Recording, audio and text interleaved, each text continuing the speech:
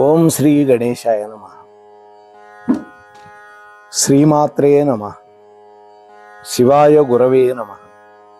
శ్రీకృష్ణ పరబ్రహ్మణే నమః. శ్రీరామాయ నమః. శ్రీ గురుభ్యో నమః. ఆపదాం అపహర్తారం దాతారం సర్వసంపదాం లోకాభిరామం శ్రీరామం భూయో భూయో నమామ్యహం. అంజనానందనం వీరం జానకీ శోకనాశనం కపీశమక్షహంతారం వందే లంకా భయంకరం. మోహనవాణి ఛానల్ ద్వారా రామచంద్రమూర్తి యొక్క పట్టాభిషేక ఘట్టాన్ని అత్యంత భక్తి శ్రద్ధలతోటి శ్రవణం చేస్తూ ఉన్నటువంటి భక్తామ తల్లులకు తండ్రులకు ముందుగా నా యొక్క సాధువాదాలు. నిన్నటి రోజున మనం మొదటి ఎపిసోడ్లో రామచంద్ర ప్రభు పుష్పక విమానంలో భరద్వాజుడి యొక్క ఆశ్రమంలో దిగినటువంటి విషయం, భరద్వాజుడి యొక్క ఆశీర్వచనం పొంది భరద్వాజుడి నుంచి ఒక వరం కూడా పొందాడు, అంతవరకు చెప్పుకున్నాం. ఆ రోజు రాత్రి అక్కడ నివాసం ఉండమని మహర్షి కోరాడు. అయితే స్వామి హనుమని పిలిచాడు. హనుమా, నా యొక్క తల్లులు వాళ్ళ యొక్క క్షేమ సమాచారాన్ని నువ్వు తెలుసుకొని రావాలి. అయోధ్య నగరానికి వెళ్ళాలి. దారిలో నువ్వు మొట్టమొదటి శృంగిబేరపురానికి వెళ్ళు. అక్కడ నిషాదరాజు అయినటువంటి గుహుణ్ణి కలుసుకో. నేను అతడి యొక్క యోగక్షేమాలు అడిగినట్టుగా చెప్పు. అతడు నాకు గాఢమైన మిత్రుడు, అంతేకాదు ప్రాణతుల్యుడు కూడా. నా యొక్క క్షేమ సమాచారాలని, నా ఆరోగ్య భాగ్యాలని వినగానే ఎంతో సంతోషపడతాడు. ఆ నిషాద ప్రభు అయిన గుహుడు నీకు అక్కడ నుండి అయోధ్య నగరానికి మార్గం చూపిస్తాడు. మా భరతుడి యొక్క సమాచారాన్ని కూడా నీకు సంతోషంగా చెప్తాడు. ఆంజనేయ, నీవు భరతుడి యొక్క దగ్గరికి వెళ్ళినప్పుడు నేను అతడి యొక్క క్షేమ సమాచారాలు అడిగినట్టుగా ముందుగా చెప్పు. సీతాలక్ష్మణ సమేతుడినై వనవాస దీక్ష పూర్తి చేసుకొని క్షేమంగా నేను రేపు తిరిగి వస్తున్నట్టు కూడా చెప్పు. మారుతి ఈ మాటలన్నింటినీ విన్నప్పటి తర్వాత భరతుడి యొక్క ముఖ కవళికలను బాగా గమనించు. అంతేకాదు నా పట్ల అతని యొక్క వైఖరిని కూడా పరికించు. నువ్వు సూక్ష్మగ్రాహివి, బుద్ధిమతాం వరిష్ఠుడివి. భరతుడి యొక్క స్వభావాన్ని, ముఖ వైఖరిని, చూపులను, అతడి మాటలను బట్టి అతడి యొక్క ఆంతర్యాన్ని, సమస్త విషయాలని బాగా గ్రహించు. 14 సంవత్సరాల పర్యంతం రాజ్యాధికారాన్ని అనుభవిస్తున్నటువంటి భరతుడు ఆ అధికారానికి అరుళ్ళు చాస్తున్నాడా? అతడి ఈ రాజ్యాన్ని ఏలుకుంటే ఏలుకొని ఆ విషయంలో నాకేం అభ్యంతరం లేదు. నాకు ఆ రాజ్యంతో పని లేదు. నేను ఎక్కడైనా సరే తాపస జీవితాన్ని గడపగలుగుతాను. కాబట్టి ఆంజనేయ, భరతుడి యొక్క ఆలోచన, నిశ్చయం ఈ రెండూ తెలుసుకొని మేము ఈ ఆశ్రమం నుండి ఎక్కువ దూరం రాకముందే నువ్వు త్వరగా నాకు ఎదురొచ్చి చెప్పాలి. హనుమంతుడు రాముడి యొక్క ఆదేశాన్ని తీసుకొని మానవ రూపాన్ని ధరించాడు. ఆ తర్వాత అయోధ్యాభిముఖుడై బయలుదేరాడు.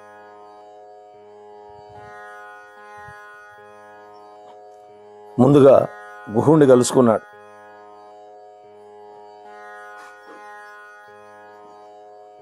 సంతోషంతో రాముడి యొక్క శుభ సమాచారాన్ని చెప్పాడు. మహాత్మా, రామచంద్రమూర్తి సీతాలక్ష్మణ సమేతుడై నీ దగ్గరకు వస్తున్నాడు. ఆ ప్రభువు నీ క్షేమ సమాచారాలు అడిగాడు. రాముడు భరద్వాజుడి యొక్క ఆజ్ఞానుసారం ఈ పంచమి నాటి రాత్రి ఆ మున్యాశ్రమంలో గడిపి నీ దగ్గరికి రాబోతున్నాడు. నువ్వు స్వామిని దర్శించగలుగుతావు అని చెప్పాడు. ఆ తర్వాత మారుతి ఇంకేమాత్రం ఆలోచన చేయకుండా వేగంగా ఆకాశంలోకి ఎగిరాడు. ఆ దారిలోనే పరశురామ తీర్థాన్ని, వాలుకి అనేటువంటి ఒక నదిని కూడా చూశాడు. ఆ తర్వాత గోమతి నదిని, దట్టంగా ఉన్నటువంటి మద్ది చెట్ల తోపును దర్శించాడు. ఆ తర్వాత మారుతి అయోధ్యకి క్రోసెడు దూరంలో ఆశ్రమవాసి అయినటువంటి భరతుడిని చూశాడు. క్రోసు అంటే ఒక 2 మైళ్ళ దూరంలో ఉన్నది. క్రోస్ అంటే 2 మైళ్ళు. నార చీరలు ధరించి ఉన్నాడు, జింక చర్మాన్ని కట్టుకొని ఉన్నాడు, బక్క చిక్కిపోయి ఉన్నాడు, దైన్యంగా కనిపిస్తూ ఉన్నాడు. అన్న యొక్క ఎడబాటుకు దుఃఖంతో కృషించిపోయి ఉన్నాడు. కేవలం కందమూలాలే ఆహారంగా తీసుకుంటూ ఉన్నాడు. అటువంటి భరతుణ్ణి చూశాడు. బ్రహ్మర్షిలాగా దివ్యతేజ సంపన్నుడుగా ఉన్నాడు భరతుడు. రాముడి యొక్క పాదుకులను పూజిస్తూ ఉన్నాడు. వాటిని ప్రతినిధులుగా పెట్టుకొని పూజ చేస్తూ ఉన్నాడు, రాజ్యపాలన చేస్తూ ఉన్నాడు. అటువంటి భరతుణ్ణి చూశాడు. భరతుడికి 2 చేతులు ఒడ్డి, దోయిలు ఒడ్డి నమస్కరించి హనుమంతుడు అంటున్నాడు, ఓ మహానుభావ భరత, వనవాస దీక్షతో జటావల్కల ధారి అయి దండకార్యంలో నివసిస్తూ ఉన్న మీ రామన్నను గురించి నీవు అనుక్షణం స్మరించుకుంటున్నావు కదా. ఆ స్వామి యొక్క స్మరణలో ఉన్న నీవు తజ్జాత్ముడివి. ఆ ప్రభువు కూడా నీ క్షేమ సమాచారాల గురించి అడిగాడు. మహాత్మా, నీకు సంతోషకరమైన వార్త చెబుతున్నాను. ఇక తీవ్రమైనటువంటి నీ దుఃఖాన్ని త్యజించు. ఆ రఘురాముడు వనవాస దీక్ష ముగించుకొని రేపు రానే వస్తున్నాడు. ఒక్క క్షణకాలంలో నిన్ను చేరనున్నాడు అన్నాడు.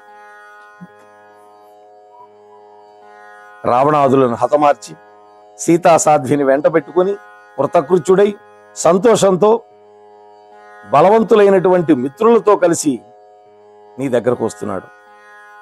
పరమ సాధ్వి అయినటువంటి సీతాదేవి సఫల మనోరథయ్యి దేవేంద్రుడి వెంట శచీదేవిలాగా రామచంద్ర ప్రభువును అనుసరించి నీ దగ్గరకు రాబోతోందయ్యా, నీ అదృష్టం పండింది అంటున్నాడు. భరతుడు సంతోషంతో పొంగిపోయాడు. ఆనందాతిరేకంతో నేల మీద పడి దొర్లుతూ తనను తాను మరిచిపోయాడు. అప్పుడు పైకి లేచి తనకు అత్యంత ప్రియమైన వార్త చెప్పినటువంటి హనుమంతుణ్ణి సాదరంగా తనివి తీరా హక్కున చేర్చుకున్నాడు. సంతత ధారగా స్రవిస్తున్నటువంటి తన ఆనందాశ్రువాలతోటి ఆ హనుమంతుణ్ణి అభిషేకించినట్టుగా చేశాడు. మహాత్మా, ఓ హనుమంత, నీ దివ్య తేజస్సును బట్టి చూస్తే నీవు మానవ మాత్రుడుగా నాకు కనపట్టలేదు. అప్పటికి పేరు తెలియదు కదా. మానుష రూపంలో వచ్చిన దేవుడివి. నా పైన అనుగ్రహంతో ఇవాళ ఇక్కడికి వచ్చావు. నీవు పలికినటువంటి ప్రియమైనటువంటి మాటలకి నాకు చాలా సంతోషం కలిగింది. ఇంతటి చల్లటి వార్త తెచ్చిన నీకు తగినటువంటి బహుమతినిచ్చి నేను ధన్యుణ్ణవుతాను. నీకు 1,00,000 గోవులని 100 కొద్దీ గ్రామాలని సమర్పిస్తా. అంతేకాదు, చక్కటి కుండలతో శోభిల్లే సదాచార సంపన్నులైన 16 మంది కన్యలను నీకు భార్యలుగా ఇస్తానన్నాడు.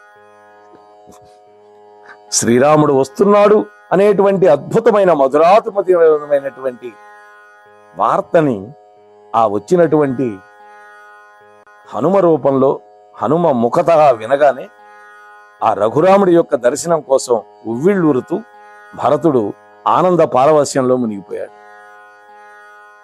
భరతుడు అంటున్నాడు, మహాత్మా, నా ప్రభు అయినటువంటి రాముడు దండకారణ్యానికి వెళ్ళిన తరువాత అనేక సంవత్సరాలు గడిచినాయి. అంటే 14 ఏళ్లు గడిచినాయి. ఇంతకాలం ఆ స్వామి యొక్క సమాచారాన్ని వినగలిగినందుకు నేను చాలా సంతోషపడుతున్నాను. మానవుడు గనక బతికుంటే కొన్ని 100 సంవత్సరాల తర్వాత అయినా అతడికి సుఖ సంతోషాలు లభించి తీరతాయి అనేది ఒక జనశ్రుతి అన్నాడు. చూసారా, ఇటువంటి అద్భుతం మాట మాట్లాడాడు. శ్రీరాముడికి వానరులకి సమాగమం ఎట్లా జరిగింది, ఏ ప్రదేశంలో ఏర్పడింది, దానికి కారణం ఏంటి, ఈ విషయాలన్నీ నాకు చెప్పు అన్నాడు. అప్పుడు భరతుడు అడుగుతూ ఉంటే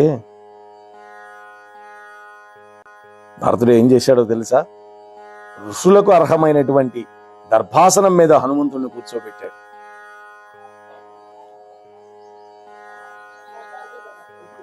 అప్పుడు హనుమంతుడు మొదలుపెట్టాడు, నాయనా భరత, ఆ విధంగా నువ్వు పాదుకలని తీసుకొని వెళ్ళావు కదా, ఆ తర్వాత మీ అన్నయ్య అక్కడ ఉండలేక అక్కడి నుంచి బయలుదేరి దండకారణ్యానికి వచ్చాడు. ఆ దండకారణ్యంలో 13 ఏళ్లు హాయిగా గడిచిపోయింది. ఆ సమయంలో విరాధుడు అనేటువంటి ఒక రాక్షసుడు వచ్చాడు. ఆ విరాధుణ్ణి చంపి అతడి కళేబరాన్ని ఒక గోతిలో పూడ్చిపెట్టారు. కష్టసాధ్యమైన ఆ పని ముగించుకొని శరభంగ మహర్షి యొక్క ఆశ్రమానికి వెళ్ళారు. అక్కడ శరభంగ మహాముని దివ్యలోకాలకు వెళితే శ్రీరాముడు అక్కడ ఉన్న మునులందరికీ నమస్కరించి అక్కడ శబరిని అనుగ్రహించి అక్కడి నుంచి జనస్థానానికి వెళ్ళాడు. వాళ్ళు పంచవటిలో ఉన్న సమయంలో శూర్పణఖ అనే ఒక రాక్షసి మీ అన్నయ్య దగ్గరకు వచ్చింది. ఆ రాక్షసి వెకిలి చేష్టలు చేస్తే రాముడి యొక్క ఆదేశం మేరకి మీ తమ్ముడు లక్ష్మణుడు ముక్కు చెవులు కోసేశాడు. దుష్కార్యాలకు పాల్పడుతున్నటువంటి 14,000 మంది రాక్షసులను చంపేశాడు అక్కడ, కరదూషణాదులందరినీ. ఈ సంఘటనతో బాధపడి ఆ శూర్పణఖ రావణాసురుడి దగ్గరికి వెళ్ళి మొరపెట్టుకుంది. రావణుని ఆదేశంపై అతని అనుచరుడైనటువంటి మారీచుడు బంగారు లేడి రూపంలో పంచవటికి వచ్చి సీతాదేవిని ప్రలోభపెట్టాడు. రఘురాముడు ధనుర్ధారి అయి ఆ హరిణమును వెంటాడాడు. చివరికి ఆయన ఆ లేడిని చంపాడు. ఆ మారీచుడు అరిచాడు మీ అన్నయ్య స్వరంలో. మీ వదిన భయపడిపోయి లక్ష్మణస్వామిని కఠినంగా మాట్లాడి వెళ్ళమన్నది. రావణాసురుడు ఆ అదను చూసుకొని బలవంతంగా సీతాదేవిని అపహరించి లంకకు తీసుకువెళ్ళాడు. ఆ సమయంలో జటాయువు అనేటువంటి ఒక గృధ్రరాజు పోరాటం చేస్తే అతన్ని చంపేసి సీతాదేవిని తీసుకుని తొందరగా లంకకు బయలుదేరాడు. అయితే దారిలో ఋష్యమూక పర్వతం మీద నివసిస్తున్నటువంటి మేము 5 వానరులు ఉన్నాం. సుగ్రీవుడితో పాటు 5 ఉన్నాం. మేమంతా ఆశ్చర్యపడ్డాం. అలా వెళ్ళేటటువంటి స్త్రీ రామ రామ రామ అని అరుస్తూ ఉన్నది.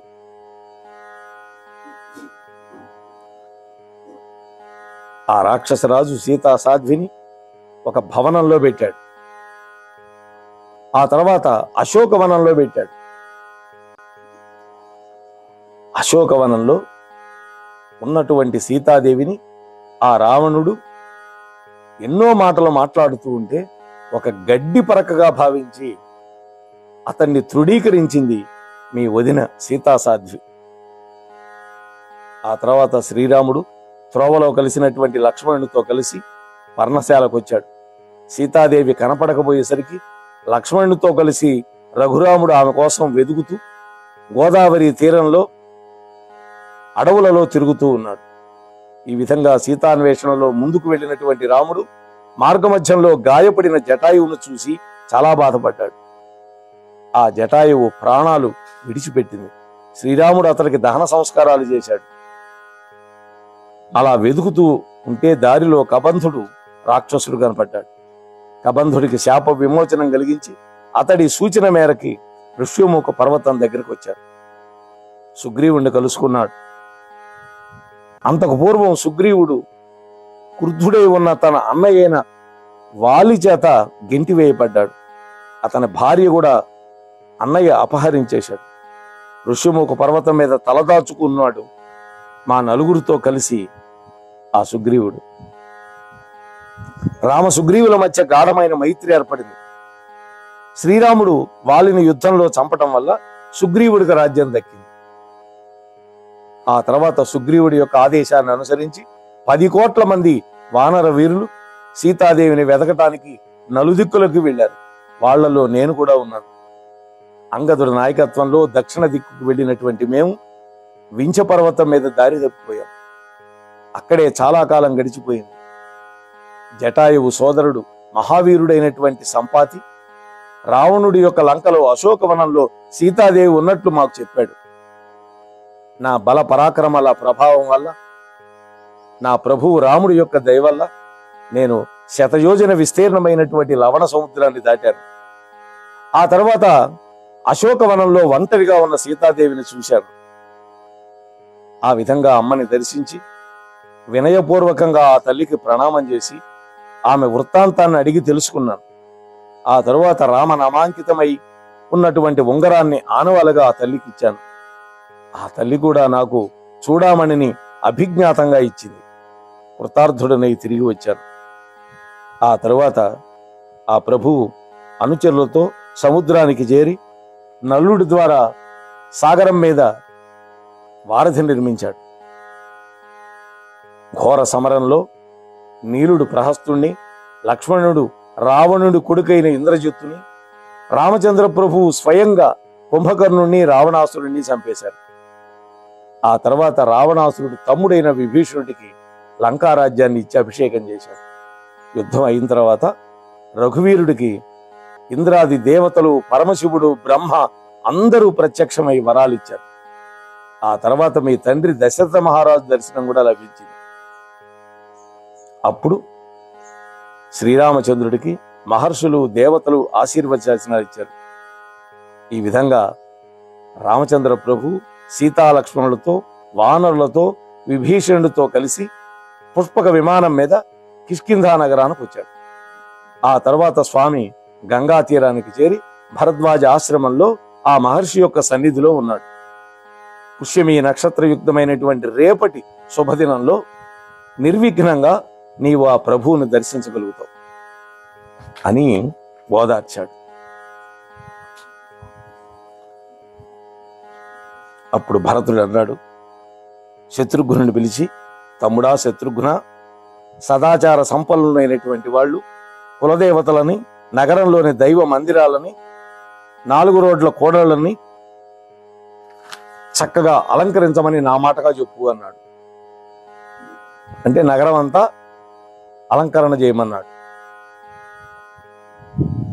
ఆ తర్వాత శత్రుఘ్నుడు వెళ్ళి, పౌరులారా, నందిగ్రామం నుండి అయోధ్యకు వచ్చే మార్గం అంతా కూడా మిట్ట పల్లాలన్నీ సరిచేయండి, అన్ని ప్రదేశాలు శుభ్రం చేయండి, అంతటా పుష్పాలు పేలాలు చల్లండి, రాజవీధులన్నీ కూడా రేపటి లోపల, రేపు సూర్యోదయం లోపల శోభస్కరంగా ఉండాలి అని ఆజ్ఞాపించాడు. ఆ తర్వాత సుమిత్ర, కైకేయి మొదలైన రాణులందరికీ కూడా ఆజ్ఞ చెప్తే వాళ్ళందరూ పల్లకీలెక్కి నందిగ్రామానికి వచ్చారు. ఇంత చెప్పక్కర్లా, అయోధ్య నగరంలో ఉండే వాళ్ళందరూ కూడా నందిగ్రామానికి చేరుకున్నారు రాముడికి స్వాగతం చెప్పడానికి. కొంతమంది నడిచి, కొంతమంది ఎడ్ల బండ్ల మీద, కొంతమంది రథాల మీద వచ్చేశారు. రామచంద్రుడి యొక్క శుభ ఆగమనానికి సంతుష్టుడై ఉన్నటువంటి భరతుడు ఆ స్వామి యొక్క పాదుకలను శిరస్సు మీద పెట్టుకున్నాడు. మంత్రులతో కలిసి ఆ రఘురాముడికి స్వాగతం పలకటానికి బయలుదేరాడు, తమ్ముడిని పక్కన పెట్టుకొని. శ్వేత ఛత్రం పట్టారు పాదుకలకి. రాజ మర్యాదలకు అర్హమైనటువంటి బంగారపు ఆభరణాలతోటి అలంకరించబడినటువంటి వింజామరలు పట్టుకొని కొంతమంది ఆ పాదుకల వెంట వస్తూ ఉన్నారు. అప్పుడు నాయన హనుమ, వానరులకు సహజమైనటువంటి చిత్తచాలించల్యం నీలో లేదు కదా అన్నాడు భరతుడు. ఒక అద్భుతమైన మాట. ఎందుకంటే పరంతపుడు, పూజ్యుడు అయినటువంటి శ్రీరామచంద్ర ప్రభువు యొక్క దర్శనం నాకు ఇంతవరకు కాలేదు. అంతేకాదు, కామరూపులైనటువంటి వానరుల జాడ కూడా నాకు కనపడలేదు. నాకు ఆశ్చర్యంగా ఉంది, నువ్వు చెప్పిన మాట నిజమేనా అన్నాడు. ఇది భరతుడు ఈ విధంగా పలకగానే హనుమంతుడు రామదర్శన విలంబాన్న గురించి చెబుతూ అంటున్నాడు, భరద్వాజ మహర్షి అనుగ్రహం వల్ల మార్గంలో ఉన్న వృక్షాలన్నీ కూడా సర్వకాలాలలో పుష్పాలతో కలకడలాడుతున్నాయి. అవి చక్కటి తేనెను స్రవిస్తూ ఉన్నాయి, మంచి మధురమైన పండ్లతో ఉన్నాయి. ఆ మకరందాన్ని ఆస్వాదించి మత్తిల్లినటువంటి తుమ్మిదలు కూడా ఝుంకారం చేస్తూ ఉన్నాయి. మా వానరులు తమ ఆకలి దప్పులను తీర్చుకుంటూ ఆనందిస్తున్నారు. ఇంద్రుడు కూడా రాముడికి ఇలాంటి వరాన్నే ఇచ్చాడు, భరద్వాజుడు కూడా ఇలాంటి వరాన్నే ఇచ్చాడు. ఇదిగో సంతుష్టులైనటువంటి వానరుల యొక్క కోలాహల ధ్వనులు ఇక్కడ దాకా వినిపిస్తున్నాయి, మీరు కూడా వినండి మహారాజా అన్నాడు. వాళ్ళు గోమతీ నదిని దాటుతూ ఉన్నట్లుగా నాకు అనిపిస్తోంది అన్నాడు.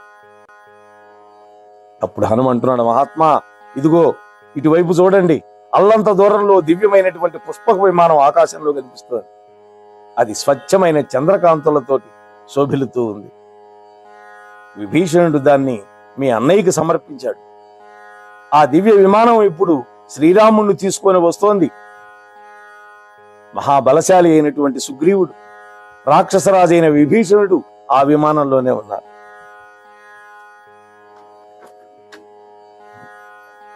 శ్రీరాముడి యొక్క ఆజ్ఞ మేరకి హంసలాగా మెరిసిపోతూ ఉన్నటువంటి ఆ విమానం భూమి మీద దిగింది. ఆ తర్వాత శ్రీరాముడు సత్య పరాక్రముడైనటువంటి భరతుడికి చేయూతనిచ్చి అతన్ని విమానంలోకి లాక్కున్నాడు. వెంటనే భరతుడు ఆనందభరితుడై మళ్ళా ఆ స్వామికి సాష్టాంగంగా పడ్డాడు.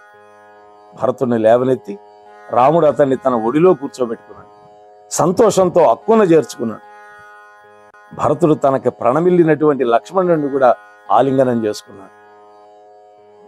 పూజ్యురాలైనటువంటి సీతాదేవికి భక్తితో నమస్కరించాడు. ఆ తర్వాత భరతుడు సుగ్రీవుణ్ణి, జాంబవంతుణ్ణి, అంగదుణ్ణి, మైంద ద్వివిధులని, నీలుణ్ణి వాళ్ళందరినీ కూడా కౌగలించుకొని వాళ్ళని పరామర్శించాడు. ఆ కామరూపులైనటువంటి ఆ వానర ప్రముఖులందరూ కూడా మానవ రూపాలను ధరించి భరతుడితోటి కుశల ప్రశ్నలు వేశారు. అప్పుడు భరతుడు వానరులకు ప్రభువైన సుగ్రీవుణ్ణి హృదయానికి హత్తుకున్నాడు. సుగ్రీవ, ఆత్మీయతతో ఆదుకోవటం అనేది మిత్ర లక్షణం, అపకారం చేయటం శత్రు స్వభావం. ఇంతవరకు సౌహార్దంతో తోడ్పడినటువంటి నీవు మాకు సోదరుడు సమానుడివి. నేటి నుండి మనం 5 సోదరులం అన్నాడు. ఆ తర్వాత భరతుడు విభీషణుడితో, ఆర్య, మా అదృష్టం కొద్దీ నీ సహాయం లభించింది. మా అన్నయ్య దుష్కరమైనటువంటి కార్యాన్ని సాధింపగలిగాడు అని సాదరంగా మాట్లాడాడు.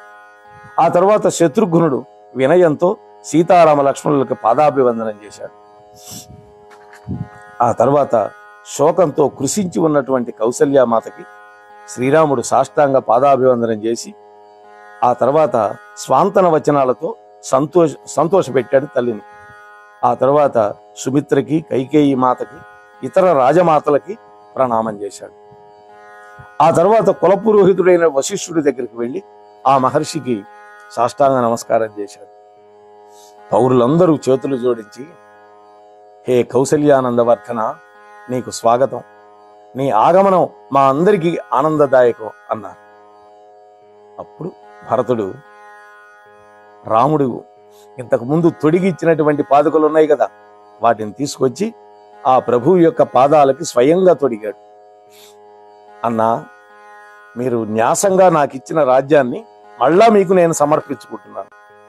వనవాస దీక్షను ముగించుకుని అయోధ్యకు మరల వచ్చినటువంటి మిమ్మల్ని చూడటంతో నా మనస్సు ఆనంద పరవశం అవుతోంది.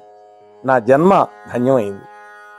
మీరు అప్పగించినటువంటి కోశం, ధాన్యాగారం, సైన్యం మీ అనుగ్రహం వల్ల బాగా 10 రెట్లుగా పెరిగింది. ప్రజలందరూ సుఖ సంతోషాలతో వర్ధిల్లుతూ ఉన్నారు. చూడండి, సోదర ప్రేమతో ఆ విధంగా మాట్లాడుతున్నటువంటి భరతుడిని చూసి వానర వీరుల యొక్క రాక్షస రాజు అయినటువంటి విభీషణుడి యొక్క నేత్రాలు ఆనందంతో నిండిపోయింది. ఎందుకని? వాళ్ళిద్దరూ వాళ్ళ అన్నయ్యలను చంపించిన వాళ్ళే. కానీ ఇక్కడ చూస్తే వీళ్ళ అనుబంధం చూస్తే అన్నదమ్ముల అనుబంధం, వాళ్ళల్లో ఎక్కడో ఒక మూల అపరాధ భావన కనపడింది. శ్రీరాముడు ఆత్మీయులతో నంది గ్రామాన్ని చేరుకున్నాడు. విమానం నుండి భూమి మీదకి దిగాడు. ఆ ప్రభు, పుష్పమా, ఓ పుష్పక విమానమా, నీవింక కుబేరుడి దగ్గరికి వెళ్ళి ఆ మహాత్ముడిని సేవించుకో అన్నాడు. అనుమతిచ్చాడు. అది రాముడి యొక్క వైభవం. ఆ తర్వాత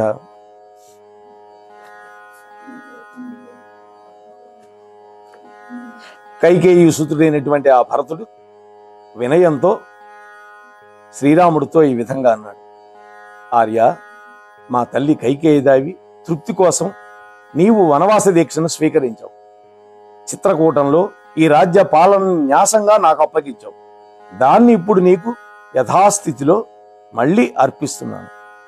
ఒక బలమైనటువంటి ఎద్దు ఎంతటి భారాన్నైనా ఒంటరిగా మోయగలదు, కానీ ఒక లేగదూడ ఆ భారాన్ని మోయలేదు. అదేవిధంగా ఇంతటి మహారాజ్య పాలన భారాన్ని వహించటానికి నేను అశక్తుని. మరి ఇంతవరకు చేశావు కదా అంటావేమో. ఇంతవరకు నీ అనుగ్రహంతో చేశాను, నీ పాదుకుల యొక్క అనుగ్రహంతో చేశాను అన్నాడు భరతుడు. ప్రభు, ఈ రాజ్యానికి పట్టాభిషిక్తుడివై నీ భక్తులము భృత్యులమైనటువంటి మమ్మల్ని అందరినీ పరిపాలించు. నీ పట్టాభిషేక మహోత్సవాన్ని చూసి యావత్ లోకం కూడా సంతోషభరితం అవుతుంది. స్వామి, నీవు పట్టాభిషిక్తుడివై సకల రాజ్య భోగాలను అనుభవించు. జ్యోతిశ్చక్రము తిరుగుతున్నంత వరకు, అంటే ఆచంద్ర తారార్కంగా ఈ భూమండలం ఉన్నంత వరకు నీవే ఈ లోకానికి ప్రభువుగా ఉండు అన్నాడు. ఆ తర్వాత శత్రుఘ్నుడి యొక్క ఆజ్ఞ మీద క్షురకర్మలో నిపుణులైనటువంటి వాళ్ళు వచ్చారు. వాళ్ళు మృదువైనటువంటి చేతులు కలిగిన వాళ్ళు. ముందుగా భరత లక్ష్మణ శత్రుఘ్నులు అభ్యంజన స్నానాలు ఆచరించారు. ఆ తర్వాత వానరరాజు అయినటువంటి సుగ్రీవుడు, రాక్షసులకు ప్రభు అయిన విభీషణుడు స్నానాదిగాలు ముగించుకున్నారు. ఆ తర్వాత శ్రీరాముడి యొక్క జటలకు చిక్కు తీశారు, కేశ సంస్కారం చేశారు, అభ్యంజన స్నానం చేయించారు. ఆ స్వామికి చిత్రములైన హారాలను అలంకరించారు. శత్రుఘ్నుడు రామలక్ష్మణులు ఇద్దరిని సువర్ణ హారాలను అలంకరింపజేశారు. ఆ తర్వాత నిర్మలమైన మనస్సుతో దశరథరాజు యొక్క భార్యలందరూ కూడా సీతాదేవిని స్వయంగా అలంకరించారు. అమితమైన వాత్సల్యం కలిగినటువంటి కౌసల్యామాత పట్టుబట్టి వానర వీరుల యొక్క భార్యలందరినీ మనోజ్ఞంగా తాను కూడా అలంకరించింది. ఆ తర్వాత శత్రుఘ్నుడి సూచన మీద సుమంత్రుడు అనేటువంటి రథసారథి రథాన్ని సిద్ధపరిచాడు. మేలైన గుర్రాలు పూంచారు. రాముడి దగ్గరికి తీసుకొచ్చారు రథాన్ని. అప్పుడు రాముడు సూర్యమండలంలో విలసిల్లేటటువంటి ఆ రథాన్ని ఎక్కాడు, అధిరోహించాడు. సుగ్రీవుడు, హనుమంతుడు అపూర్వమైన వస్త్రాలని, అమూల్యమైన కుండలాలను ధరించారు. రాముడి యొక్క రథం వెంట అయోధ్య వైపు బయలుదేరారు. సుగ్రీవ పత్నులు సీతాదేవితో కలిసి అయోధ్యానగర వైభవాన్ని దర్శించడానికి కుతూహలపడుతూ తగినటువంటి వాహనాల మీద వాళ్ళు కూడా బయలుదేరారు. అయోధ్యలో ఉన్నటువంటి దశరథ మహారాజు యొక్క మంత్రులు, కులపురోహితుడైనటువంటి వశిష్ఠుడి యొక్క సమక్షంలో పట్టాభిషేకానికి అవసరమైనటువంటి ఏర్పాట్ల గురించి ఆలోచన చేస్తూ ఉన్నారు. అప్పుడు రాముడు జవనాశ్వాలను పూల్చినటువంటి ఆ ఉత్తమమైన రథాన్ని ఎక్కి నగరంలోకి బయలుదేరాడు. భరతుడు గుర్రాల కళ్యాలు చేతబట్టి రథసారథ్యం చేస్తూ ఉన్నాడు. శత్రుఘ్నుడు శ్రీరాముడి యొక్క శిరస్సు మీద తెల్లటి గొడుగు పట్టాడు.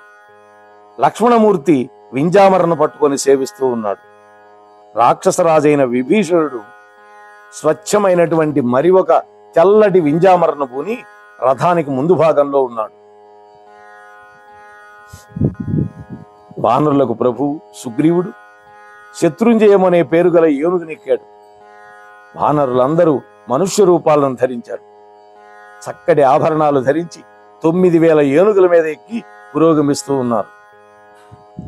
ఆ పురుషోత్తముడు అయోధ్యలో మరొక దేవేంద్రుడిలాగా ప్రవేశించాడు. అప్పుడు అక్షతలతో కొంతమంది, బంగారు పాత్రలతో మరికొంతమంది, గోవులు, కన్యలు, బ్రాహ్మణులు, లడ్లు మొదలైన మధుర పదార్థాలను చేతపట్టుకొని ప్రజలందరూ రాముడికి ముందు భాగంలో నడుస్తూ ఉన్నారు.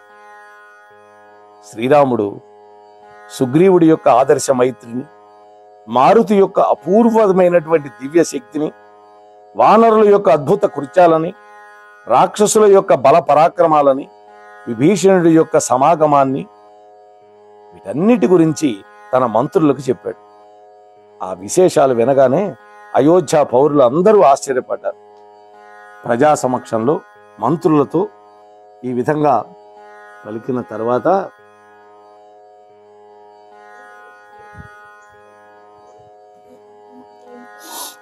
రాముడు ఇక్ష్వాకు వంశస్థులు నివసించినటువంటి రమ్యమైనటువంటి తన తండ్రి దశరథుడి యొక్క మందిరంలోకి ప్రవేశించాడు.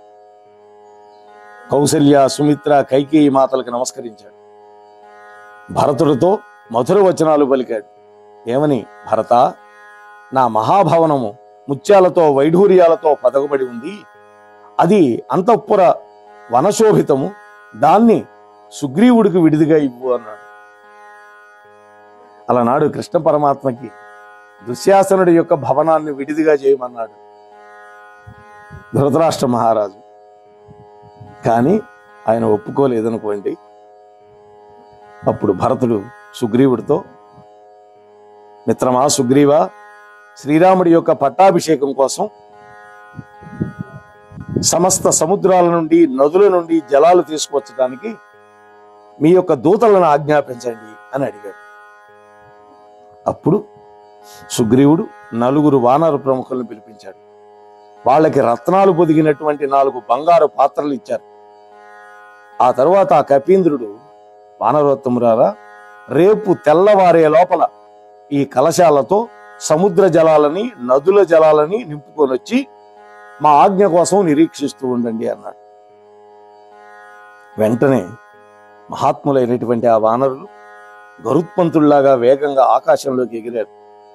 భల్లూకరాజు అయినటువంటి జాంబవంతుడు, హనుమంతుడు, వేగదర్శి, గవయుడు, వృషభుడు అనేటువంటి వాళ్ళు 4 సముద్రాల నుండి, 500 నదుల నుండి పవిత్ర జలాలను తమ కలశంలో నింపుకొని తిరిగి వచ్చారు. చూడండి ఎంత వేగంగా వెళ్ళారో చూడండి. సుషేనుడు రత్న ఖచ్చితమైన ఒక బంగారు కలశంలో తూర్పు సముద్రం నుండి జలాలు తీసుకొచ్చాడు. వృషభుడు దక్షిణ సముద్రం నుంచి తెచ్చాడు. గవయుడు పశ్చిమ సముద్రం నుంచి తెచ్చాడు. నలుడు ఉత్తర సముద్రం నుంచి తీసుకొచ్చారు.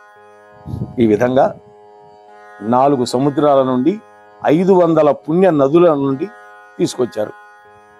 ఇక శ్రీరామ పట్టాభిషేక ఘట్టం ఎలా జరిగిందో చూడండి.